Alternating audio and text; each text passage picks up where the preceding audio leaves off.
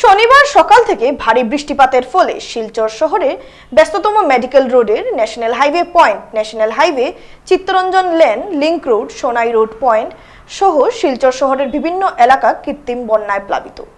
প্রাণের ঝুঁকি নিয়ে যাতায়াত করতে হচ্ছে যাত্রীবাহী গাড়ি সহ পথচারীদের। জল যাওয়ার রাস্তা না থাকার কারণে বৃষ্টির জল রাস্তার উপরে উঠে যায়। তার কারণে চলাফেরা করতে অনেক অসুবিধার সম্মুখীন হতে হচ্ছে স্কুল কলেজের ছাত্রছাত্রী সহ স্থানীয়দের। রাস্তার উপরে জল থাকার কারণে ট্রাফিক সমস্যার সম্মুখীন হতে হচ্ছে স্থানীয় সহ যাত্রীবাহী গাড়ি চালকদের।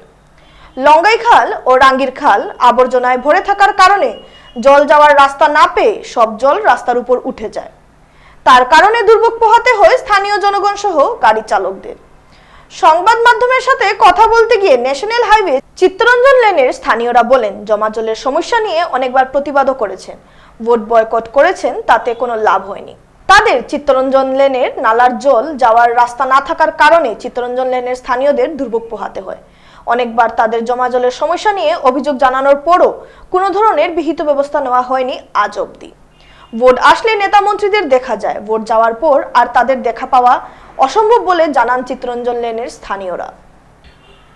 আমাদের সরকার এই যে প্রত্যেকদিন আপনারা রিপোর্টিং করা বা আপনা করা বা আলোচনা করেন, কিন্তু আজ পর্যন্ত কোনো প্রতিকার আসেনি। কোনো প্রতিকার তো নাই। সরকার তো যেরম আছে ওরমও আছে, আজ কর্ম, কাল কর্ম, পরশু কর্ম। আমরা দিনের পর দিন ওই দেখুন না অবস্থা। এটা চিত্তরঞ্জন এভিনিউ না national highway? Chittaranjan lane national highway. মানে ন্যাশনাল রোড না, আপনারা প্রতিবাদ করছেন, প্রতিবাদ করার পরেও এইগুলা কোনো কিছু কাজ হয়েছে না? কাজ কিছু হয়েছে নি, আপনি নিজে দেখলেন না। আমার দিকে তো লাভ নাই না।